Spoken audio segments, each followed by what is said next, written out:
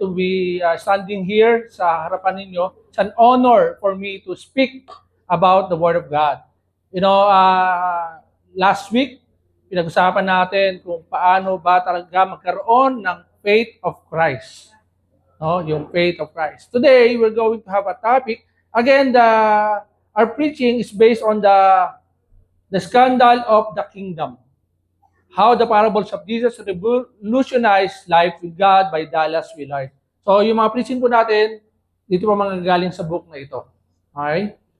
So, ngayong umaga, manalangin tayo sa pag-start ng ating lesson for today. Heavenly Father, we are grateful, God, for the life that you've given us today. Thank you, God, for all the blessings that we receive throughout the week. Alam namin naman na ikaw ang Diyos sa dakila na gumagabay sa amin. At alam po namin na ang aming pong pagtawag sa iyo ng papuri at panalangin ay deserve mo po, Panginoon. Salamat po sa oras ito. We praise you, Father, in Christ that we pray. Amen. So, meron ako mga slides na prepare. So, ang title ng message natin for this morning ay How Jesus Taught. No? How Jesus Taught, Hearing with the heart. No, kung paano magturo si Jesus. Kung paano siya magbigay ng mensahe para sa mga parables. Question, di ba? Ilan ba parables meron? Sige nga, without looking. Idea lang. Sige, numbers. Ilan? Involved? Parables? Ang dami nun Around 35 to 40 parables. Ayun, no? Pero hindi parables pag-usapan natin ngayon. Kung paano niya itinuro yung parables.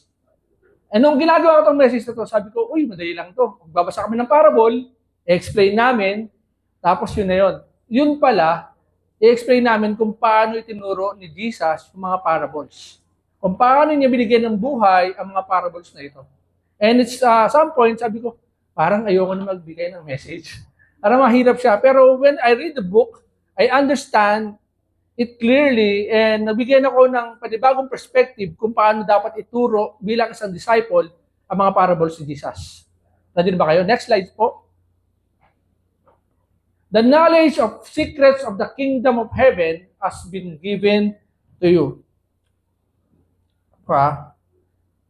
Malabo pa lang mata ko, akala ko malinaw na.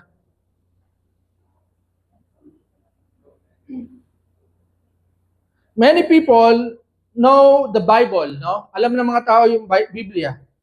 But few are transformed by them. Jesus' teaching aim for inner change, not just correct answer. Yung pagtuturo ni Jesus ay hindi yung, tama itong pagkakaintindi mo rito. No, ito yung punto na alam ko na yan. So pag narinig mo, alam ko yung ibig sabihin yan. Ang gusto ni Jesus, if you hear this message, mababago yung puso natin. Amen? Next slide. Jesus did not just teach truth, He taught in a way that transforms heart. Hindi lang po katotohanan, pero yung magbabago yung buhay natin. And many times, mga kapatid, as we learn or hear His message, Jesus help us to transform our lives. Totoo ba yun, mga kapatid? Ilan sa atin dito yung na-transform ang buhay dahil kay Jesus? Ilan lang? Yung iba hindi. Lahat tayo, mga kapatid, di ba? Lahat tayo ay na-transform yung buhay natin dahil kay Jesus. Jesus himself said people can hear and still not understand. The problem is not lack of exposure to the truth, but lack of openness about it. O yung hindi ka magiging open sa tinuturo ni Jesus. Next slide. Mabilis lang po yung message natin today. Many know what Jesus said, but how many miss how He taught? No? Baka nakakalimutan natin kung paano siya nagturo. Next. Nakita ni Jesus yung problema, no? Seeing, they do not perceive. Hearing, they do not listen. Buksan natin yung Bible natin sa Matthew chapter 13. Hindi ko po nilagay dyan yung scripture para magbukas po tayo ng Bible. No? Matthew chapter 13 in verse 11. Diyan na kayo? Sige, buksan nyo para makita nyo. Sabi dyan, in verse 11, he replied, because the knowledge of the secrets of the kingdom of heaven has been given to you, but not to them. Whoever has will be given more, and they will have an abundance. Whoever does not have, even what they have will be taken from them. This is why I speak to them in parables. Though seeing, they do not see. Though hearing, they do not hear or understand. In them is fulfilled the prophecy of Isaiah. You will be ever hearing, but never understanding. You will be ever seeing, but never perceiving. Verse 15, for these people heart has become callous. They hardly hear with their ears, and they have closed their eyes. Otherwise, they might see with their eyes, hear with their ears, understand with their hearts, and turn, and I will heal them. So dito makita natin, nagsimula yung parables na yan sa parables of the sower. And this bandang dulo, pinapaliwanag ni Jesus that there is a teaching na minsan di mo naiintindihan. No, yung mga bagay na secret at mga bagay na madali namang intindihin. Next slide po. Yan. Hindi ko talaga siya makita. Sorry Yan, yung roadmap ni Jesus. How Jesus taught, a way of life, not just rules. Stories that reaches the heart, teaching that requires response. Spiritual blindness is often self-inflicted when hearts are closed. Even clear truths become confusing. So, yung gusto ni Jesus, makita natin na kapag tayo ay tinuturuan, tayo ay magre-response. Yung tinuturo niya ay makakapagpabago ng ating puso at ng ating buhay. Meron akong 3 points or gustong punto na ibahagi sa atin. Unang punto. Next slide po. A way of life, not just rules. A way of life, not just rule. Jesus was not a rule maker. Hindi siya oy, ito gagawin mo. Rule maker like the religious leaders of his time. He was forming people for life in God's kingdom. So God, prepares his listeners to the way of life. Hindi sa mga bagay na gusto niyang gawin para sa atin. Next. Nawala sa, andyan pa ba? Yun. A way of life. Hindi siya checklist. Hindi ito yung mga bagay na ito dapat hindi mo gawin. Ito gagawin mo. Ito mali yan. Ito dapat tamang gawin. Ano na yung mga nakikita natin sa Bible? Tamang.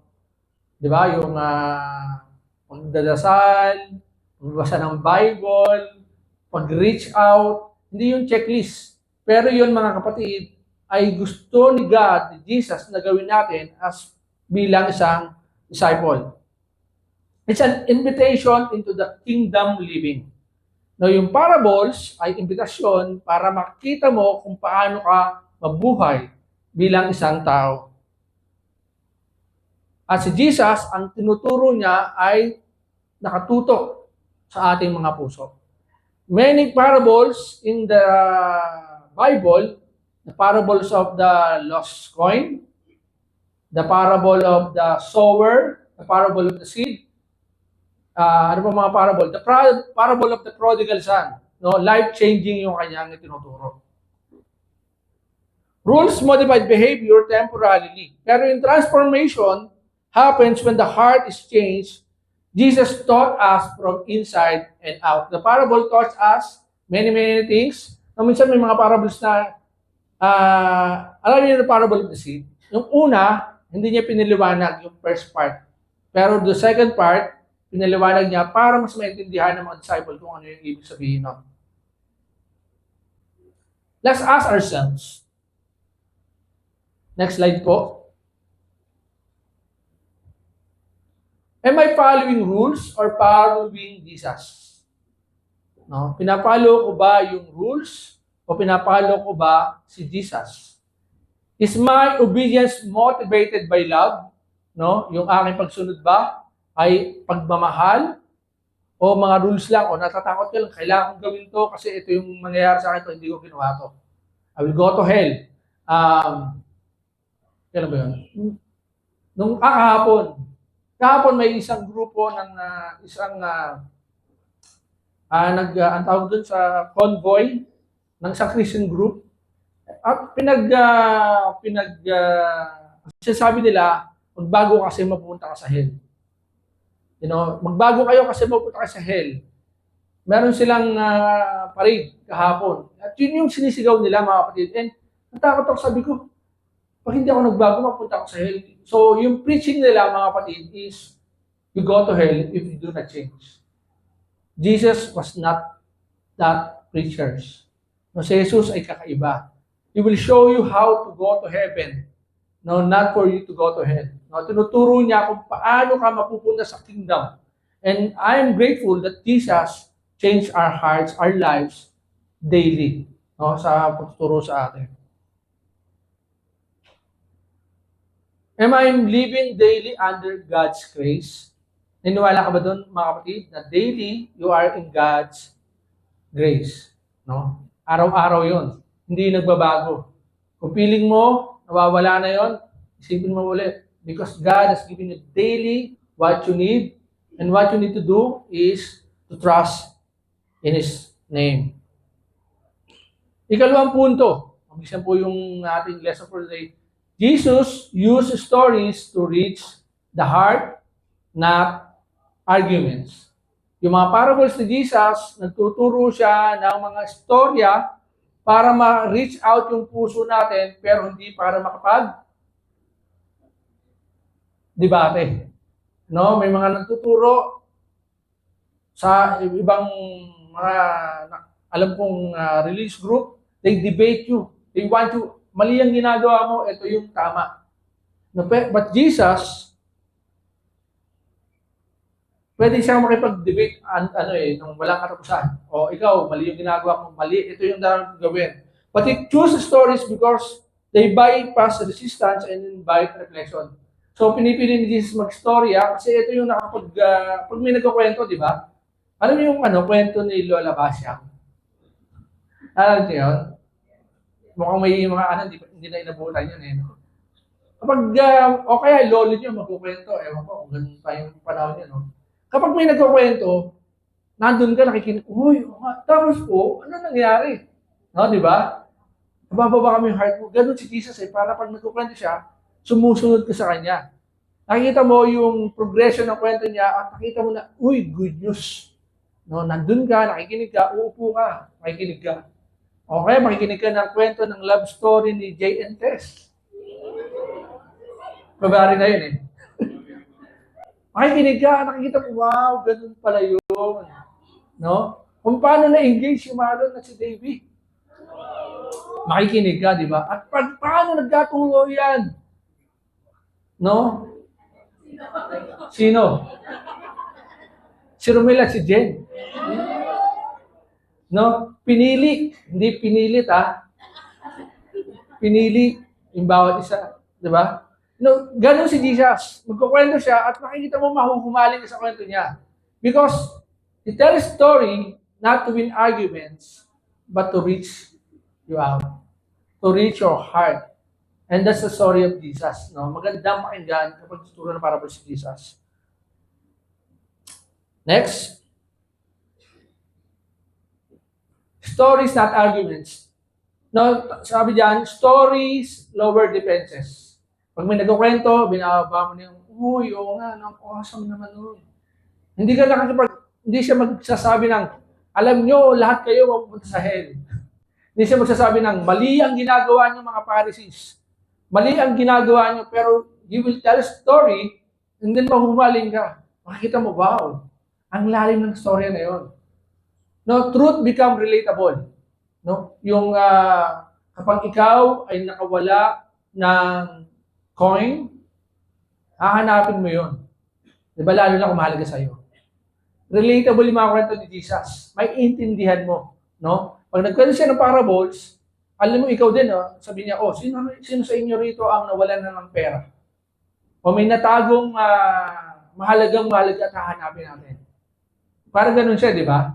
Nagkukwento siya at, nawalan din ako dati ng gantong halaga. Lalo na nung ako ay single pa. Napakahalaga sa akin ng budget. Tapos pag wala na akong budget, hahanapin ko na kung nasan yung tinago-tago ko pera. No? Kahit yung mga barya-barya na lang kasi pecha de peligro na. And we relate to his stories. Makaka-relate ka talaga sa kanya. Nasasabi niya, magse-celebrate ka when you found it. And true enough, kapag nakita ko yung perang tinago ko, I'll celebrate. Yes, may panggastos na ako. No? Mukhang ako lang yung naghihirap dito. Mukhang iba walang tinagong pera, di ba? Kaya ganun tayo. Pag nakita natin, we will rejoice. And that's how Jesus tells story. We'll understand how Jesus is giving the story to other people. Everyday life reveals the kingdom realities. No? Seeds, paano ako mag-grow. Sa sheep, wala yung sheep, hahanapin mo. And yun sa families natin. Sa families, anong parable sa families? May idea ba kayo kung ano yun? The parable of the prodigal son, di ba? Makita mo how relatable you are on that story. Makita mo na kapag yung anak mo ay nawala at bumalik, you will hug him. You will love him. No, kahit hindi umalis yan eh. Kahit nandiyan lang sa paligid mo, di ba? Di ba? Lalo na pag yung anak mo ay may sakit. May lagnat, 37.1. Ha? 0.1. Di ba? Nag-aalala ka na, hospital ko na itong anak ko. May sakit, may lagnat. Ganon tayo mag-alala, di ba? Parang si Jesus ganun din. Pinapakita na yung mga simple stories and you will understand that, wow, ganun nga talaga. Parable of the Good Samaritan. Makita natin na sino pipiliin mo sa dalawang ito? Sa tatlong ito? Yung Samaritan o yung Levites o yung Pharisees na yung priest na hindi tumulong? And you will relate yourselves and you think, ito ang tutulungan, ito ang gagawin ko. Minsan nag-iiwas siya ng mga hanging questions para mas maintindihan mo, ikaw mismo ang mag-decide para sa sarili mo. The parable of Jesus, is a stories, not an argument. Hindi kanya makikipag-debate sa iyo. No? Next. Stories, truth is best received when invited. No? Yung katotohanan, kapag kasama ka sa kwento, marireceive mo siya ng tama. Uy, oo nga, ito yun. We are called to win hearts, not debates. No, tinatawag tayo ni God para manalo ng mga puso, hindi para manalo sa debate na mali kayo, tama kami. And that's how beautiful Jesus was. No, gusto niya na manalo ka ng puso ng mga tao sa paligid mo. Hindi para makipagdebate sa kanila. Amen ba yun? Amen? Baka may makita ko dyan. No? Dati nung disciple ako sa campus ako, sa Luneta, ang dami doon. Mali yan! Mas makikinig ako, sayang pakinggan ng mga to Alam mo yun, mas makikipagdebate na sila. Minsan umabot sila ng 5 oras, di pa sila natatapos eh. Sabi ko, wina ako. 5 hours na pala ako nag-stay dito. Kasi matututo kayo, no? Pero that's not what we are doing. Jesus wants us to win hearts, not argument. How we speak reflects Christ. Kung paano ka magsalita, dapat ganun din nag-reflect si Kristo sa iyo. Yun yung faith of Christ. Doing what Christ wants us to do. Next. Point number 3 na tayo mga kapatid, kasi gano'n lang kabilis to. Teaching that demands response and growth. Teaching that demands response and growth. Gusto mo naman palang pasalamat sa create team natin kasi yung slides ko, sila po yung gumawa niya. Palakpakan po natin sila mga kapatid.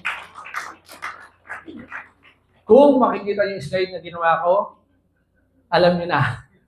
Now, we are grateful kasi sobrang na-enhance, natutulungan yung mga preachers. So kung kayo ay preachers, send lang kayo sa kanila. Pero agahan nyo, huwag naman yung ngayon, tapos, di ba? Katulad ng ginawa ko, hahapon ko lang sila. Di ba?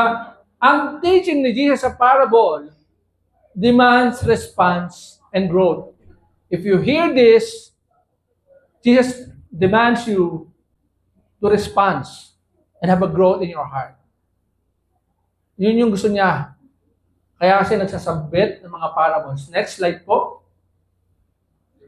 Parables were memorable. No? Yung mga parables na binibigay ni Jesus.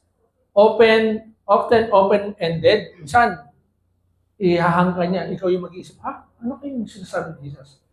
Meaning deepen over time. Lalo pag binabasa natin yun, nagbabago-bago. Actually, mga parables, pag binasa mo to, one time, iba yung understanding mo.